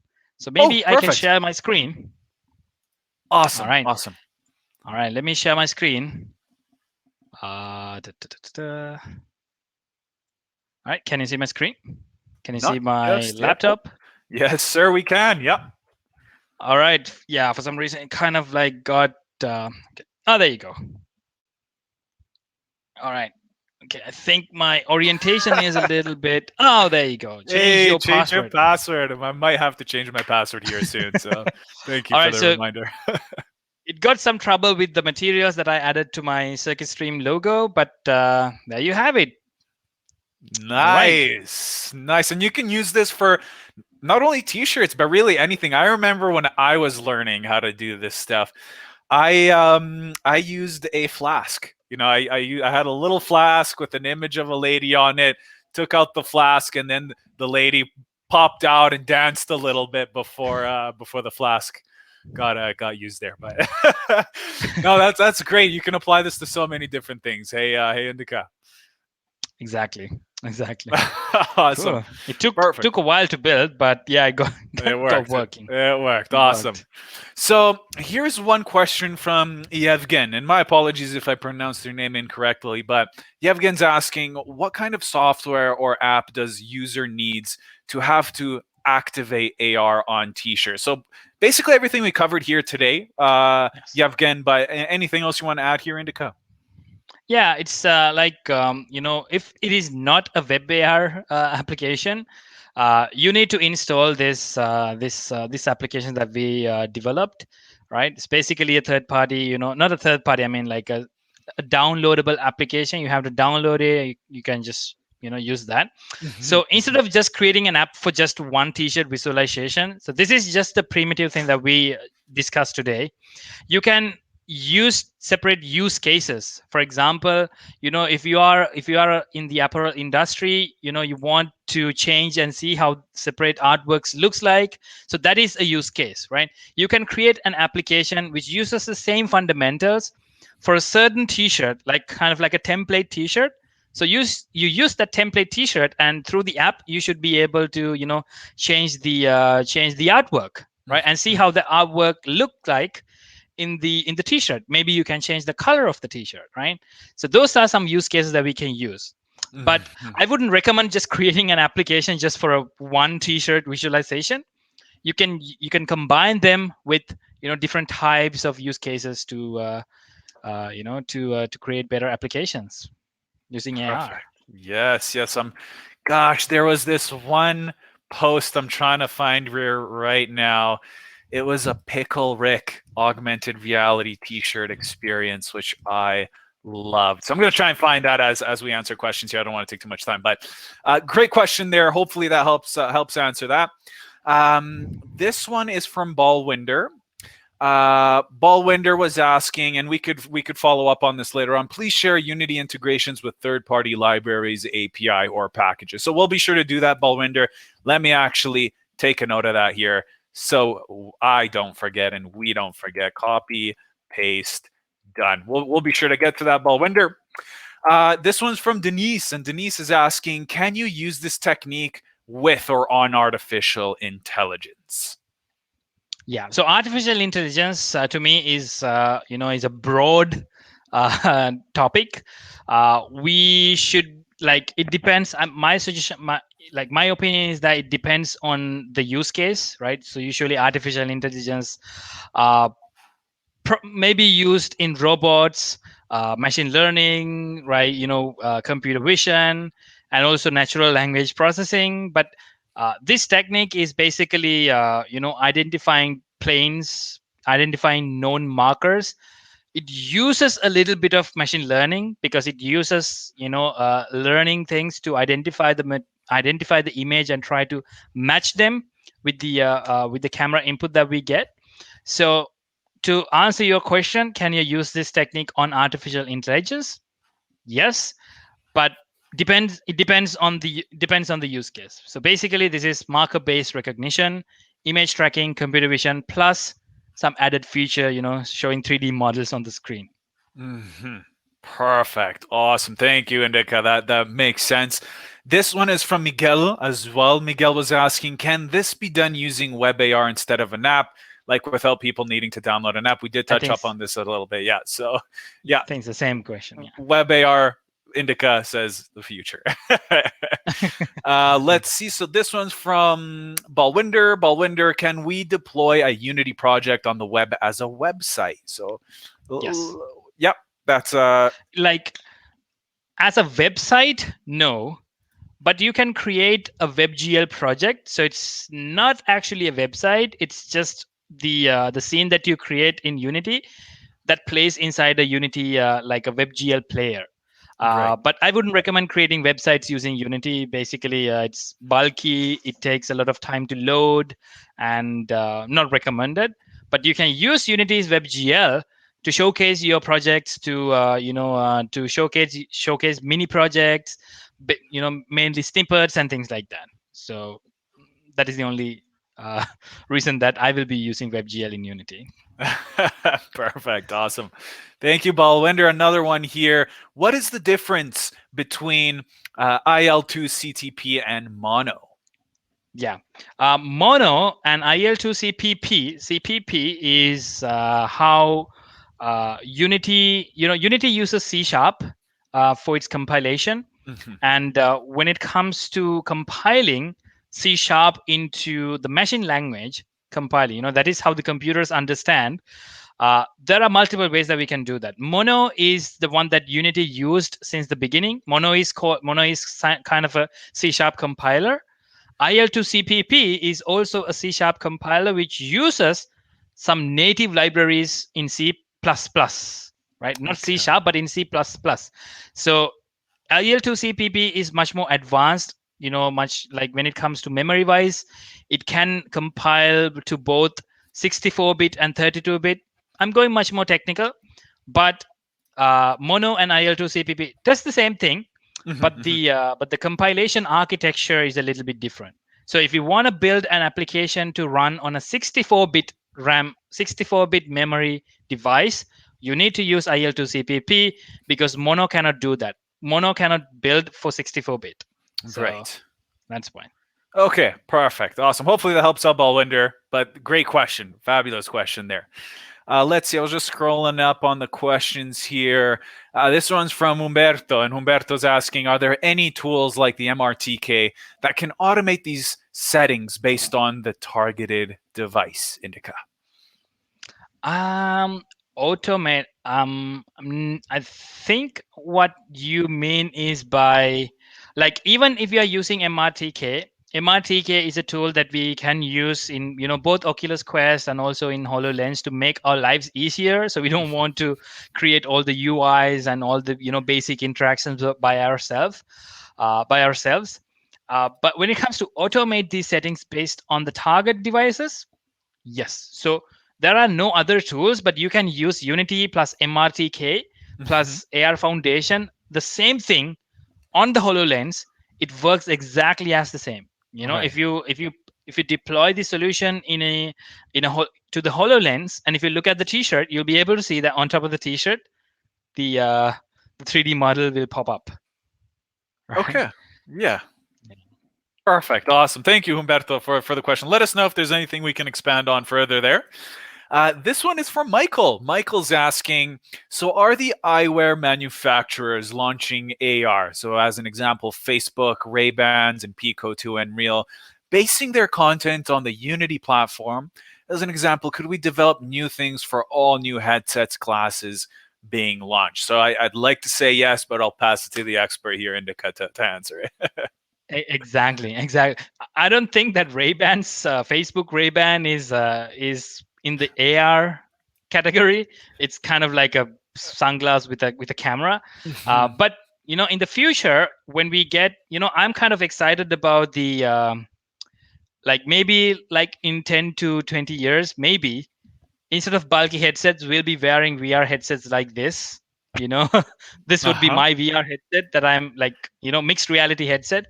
So I'm sort of excited for that future, and I would definitely think that Unity will develop itself with all the new platforms that are coming up, because we've been, even in Circuit Stream, we've been using Unity plus, like, since Google Cardboard is the first VR device, right?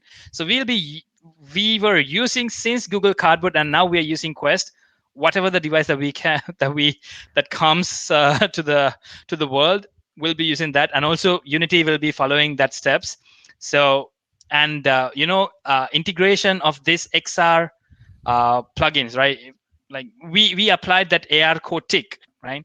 So that is sort of a plugin that like consists of all the platforms and all the services that are provided by other platforms. So for VR, we already have something called OpenXR, right? It is available for like it's kind of like a standard, right? Now every VR headset has the same controller. Nobody's like building their own controller, but they're going to go to a standard. So I think what you said is correct. Yes, we'll be able to build many things in the future with all the devices that we can get.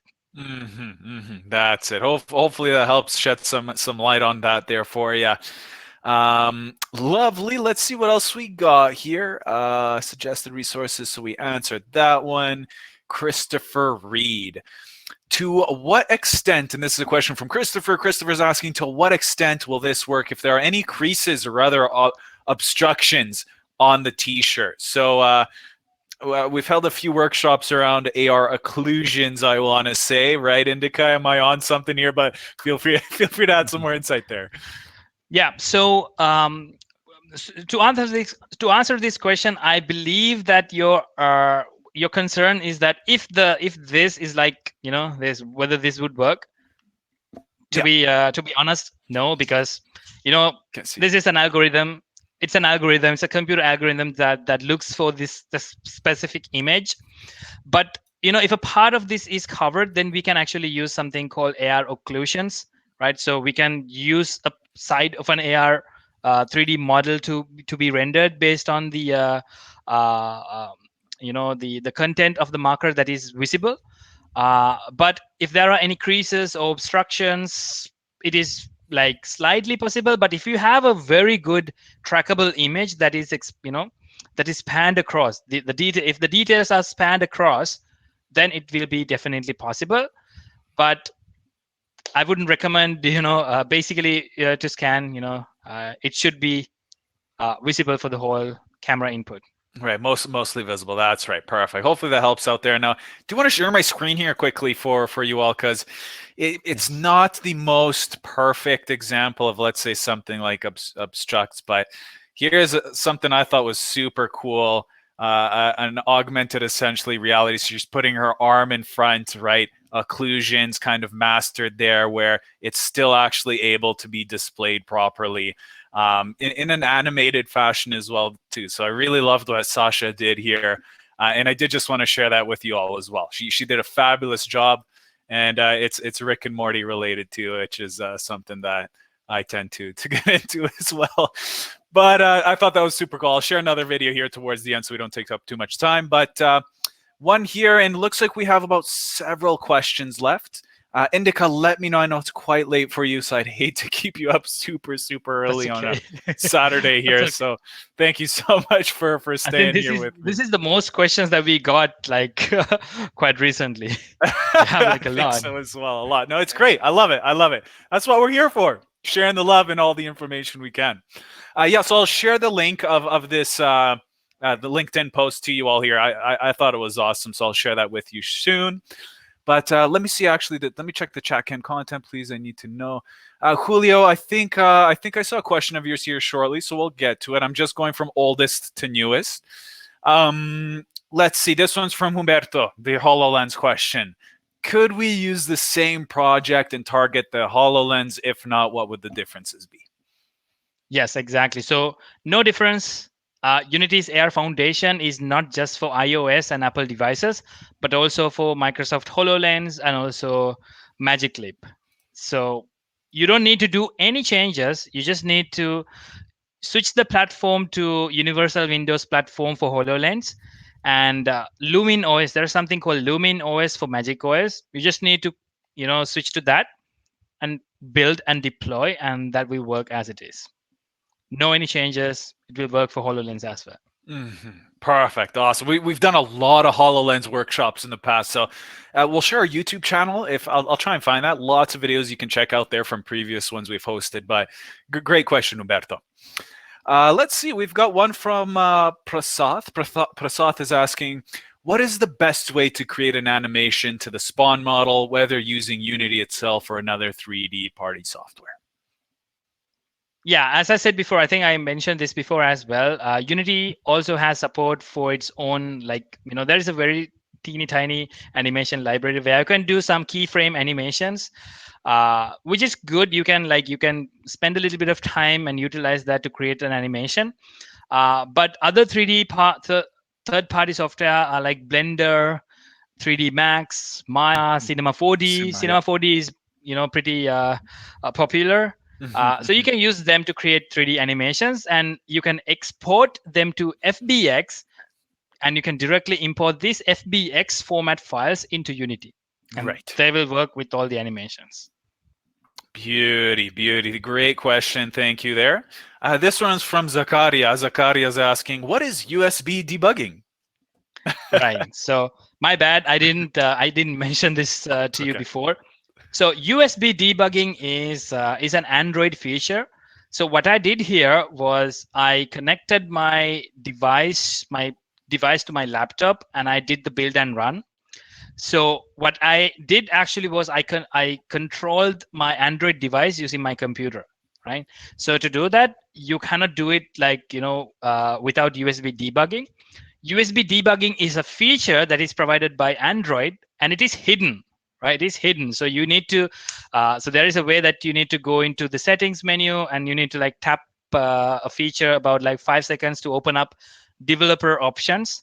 And then inside developer options, there is something called USB debugging. So if you have USB debugging turned on, then only Unity can Unity can talk to your device and say, hey, I just built this application, install this. So without USB debugging, you cannot do that. You need to turn your USB debugging on to do it. hmm Lovely. Hey, thank you. Thank you.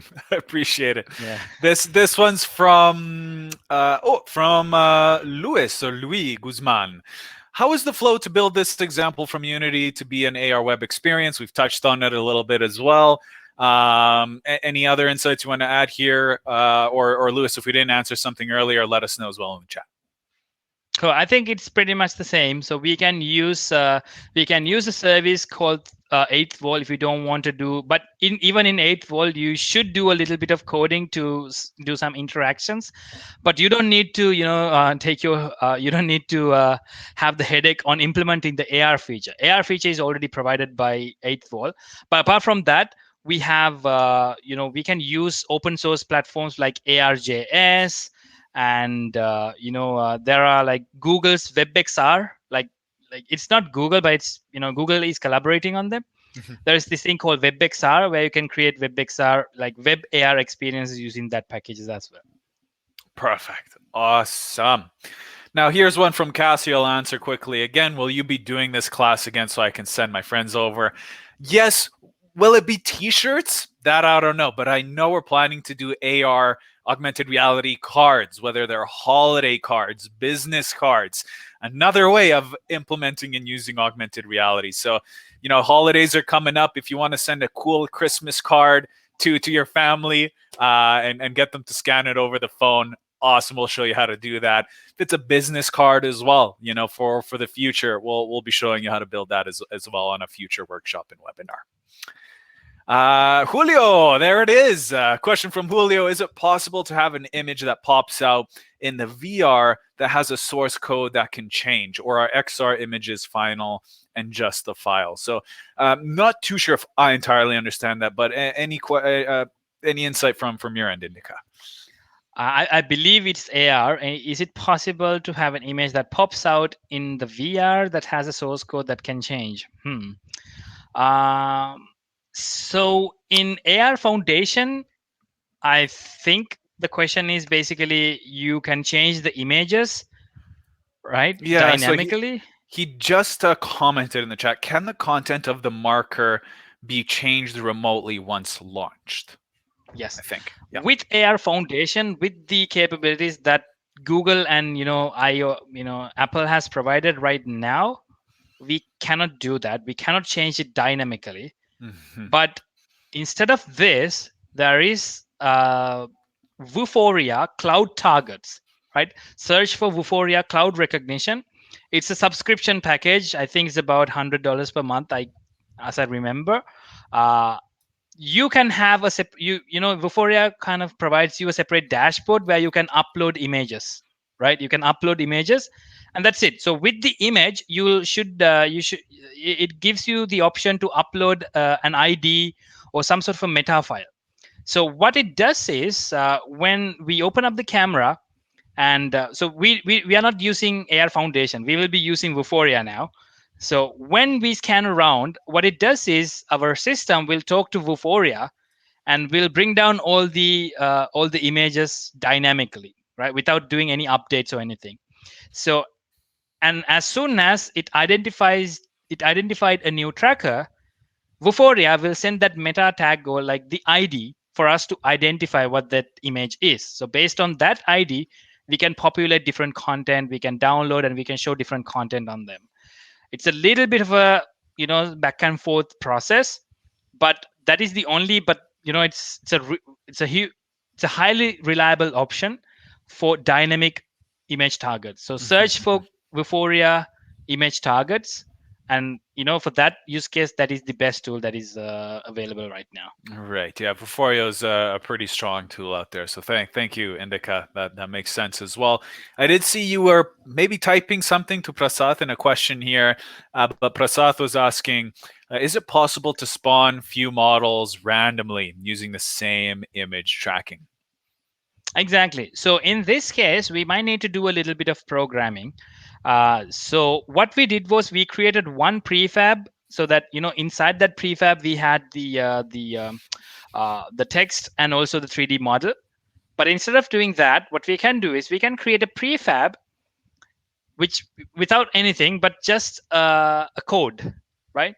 So what it does is, as soon as the image identified it, the prefab will pop up, right? The prefab will like pop up, and the prefab itself will call other prefabs randomly to spawn, right? So so that's a separate interaction. So we might need to do a little bit of coding there, but that is possible. So we can do any interactions within that. You just need to put that prefab, and you just need to put that prefab into action. That prefab itself will import new, uh, like instantiate new 3D models and new objects in the scene. Perfect. That makes sense. Perfect. Thank you, Indica. One here from Valentina, and Valentina's asking, can we add multiple images to the XR library and associate different prefabs to each of them? Yes, we will. We should be able to do that, but here we should be, we should be creating separate libraries, right? Not just one library, but different libraries, and you can use the same image target manager with different libraries and different prefabs. So that way you can do that. You cannot use the same library because the same library consists of multiple images with just one prefab, right? Right. So for your use case, create separate libraries with different images, and for each and every library, use a separate prefab. That is possible. Awesome. Well, hopefully that helps out, Valentina. Great question. We've got one here from Walter, and Walter's asking, how would you go about deploying an AR design created, my apologies, to the real world so it runs on any Android phone, not only connected, build and run? Oh, right. So connected build and run is just a testing scenario, right? So if you want to run this to any, so even before connected build and run, what Unity did was Unity created an APK file, right? Mhm. It's called build.apk. We saved it right before we say build and run. Okay. So that APK file is called Android package file. You can send that Android package file to any Android device, and anyone can open that up, open the APK, and the app, the phone will ask you to install that application on the phone. So it will be installed, just like Facebook and just like any other application that will be installed in your phone. You can launch that, so you can run on any Android device. You don't really need to like connect your device and build it. So Even if you do one right now, you will have that APK file. Just copy it and send it to anybody else, and you can install. But if you're using iOS, then you cannot do that. You have to either use a service called TestFlight, which is provided by Apple, or you need to do like there is this thing called Apple beta testing. That's a long process. We might need to do a separate workshop on that. It's a little bit of a long process for Apple. Awesome. Well, hey, great question, Walter. Thank you very much. Here's another one from Julio. Julio's asking, can the content of the marker be changed remotely once launched? Uh, Sorry, go ahead, The Indica. content, the marker itself cannot be changed once launched, but the content can be changed. For that, you need to use something called Unity asset bundle, right? Mhm. It's a bit of an intermediate to advanced feature. So you basically create asset bundles, and then you can host these asset bundles in the cloud, right? So that is what all these games does, right? When you have a new update, you can see that sometimes when you open up a game, the game itself tells that it is updating, downloading something. So just like that, we can make sure, based on the timestamps or based on the some sort of a cloud push or something like that, we should be able to change that.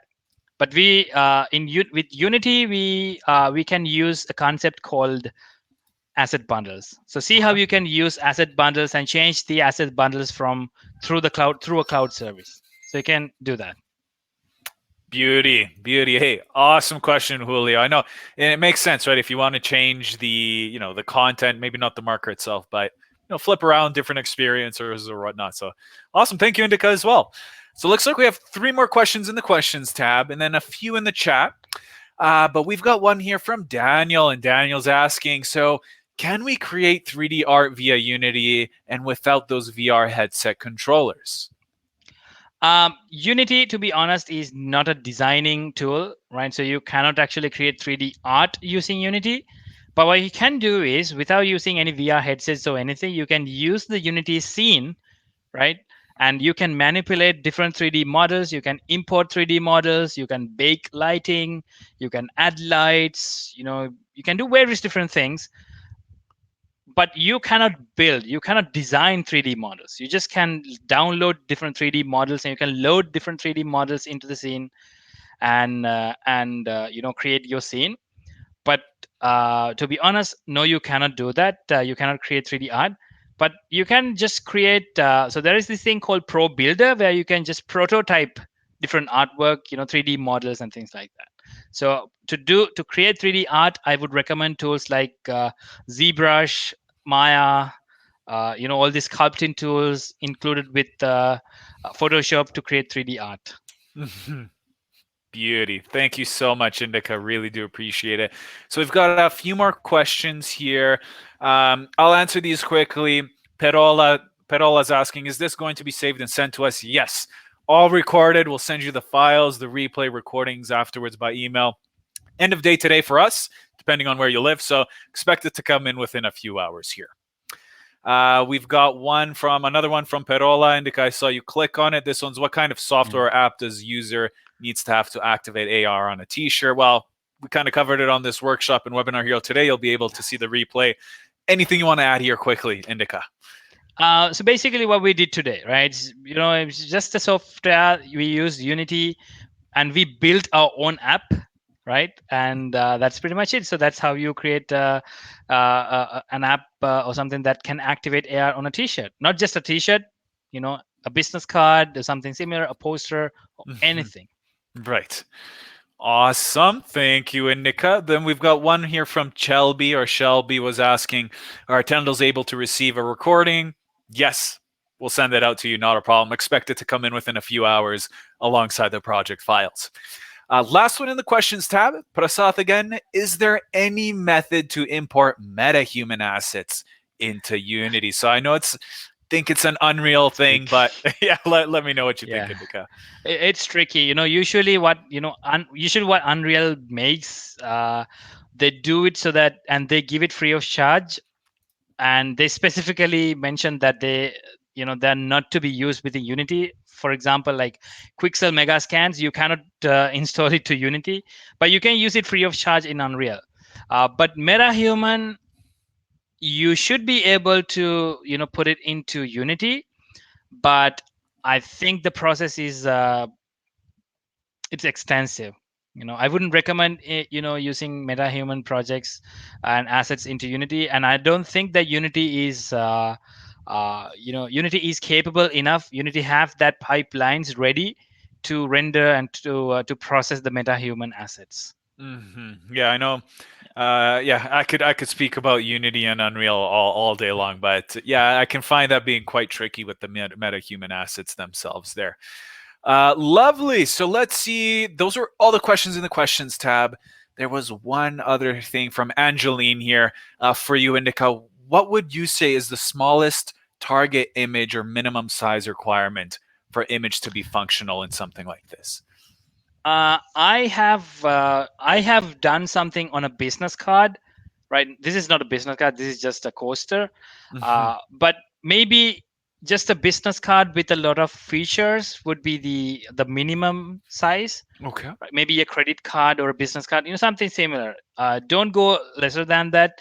Might be really tricky. If it is not, that if it doesn't have that much of features in it. Right. I mean, I've seen Cash, one of our instructors here, actually use I don't want to say that like size of bottle caps, but stickers. Even Yes. stickers he was able to use. So let's say the size of a bottle cap to create experiences. He actually created a turret defense game with little stickers, so images would pop out and they'd go and battle each other on his table Yeah. right then and there.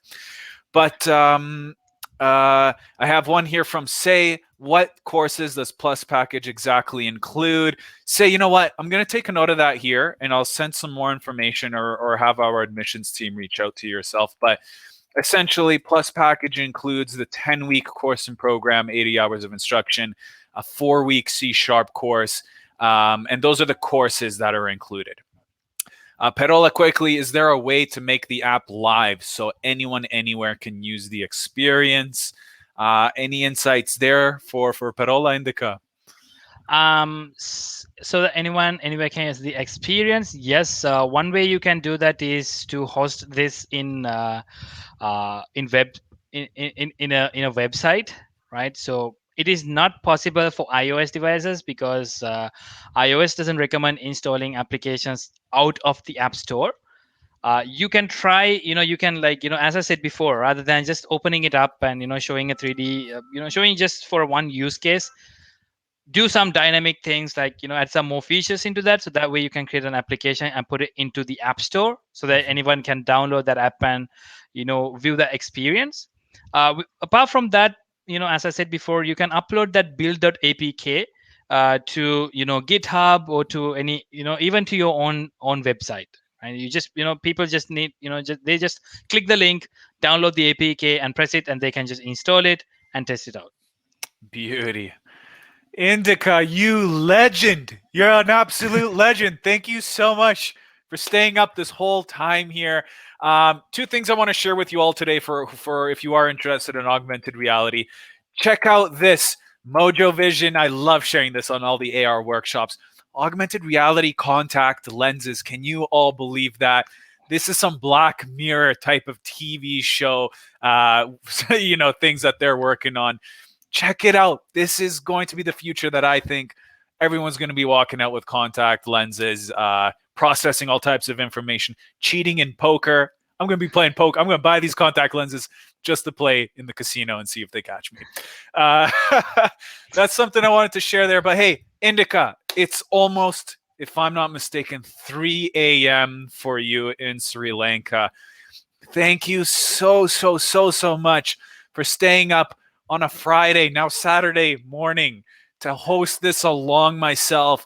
As Andrew's saying here in the chat, go to sleep, my man. I really appreciate all the support here today. I'm sure the audience appreciates you answering all the questions and adding insight. I really couldn't thank you enough, Indica, for being here with me today. And to all You're of you, welcome. you're Welcome. honestly the best, Indica. You're the best. And to all of you here today on the workshop, still tuning in, It's longer than an hour and a half that I promised. We're at the 2 hour mark, but I really do hope you enjoyed the content, that all of your questions were answered there. Please don't hesitate to reach out to myself, Indica, any of our team members through our website, LinkedIn, whatever it may be. We're always happy to help. But we do hope to catch you on other Circuit Stream workshops and webinars. And Indica, again, thank you so much. You're a legend. It's been pretty Thank you. excited. I was pretty excited. So I'm even not sleepy. So I need to make myself sleepy now. You do. But hey, everyone, have a wonderful Friday afternoon, evening, Saturday morning for some of you here as well. And have a lovely weekend, everyone. Thank you again for joining us. And we wish you all the best. We hope to see you again soon, whether it's on our workshops, webinars, courses, and programs, Slack, whatever it may be. We're always here to share the love, to help. And Indica, again, thank you. You're the best. Take care, Bye-bye, everyone. guys. Have a good one. Bye.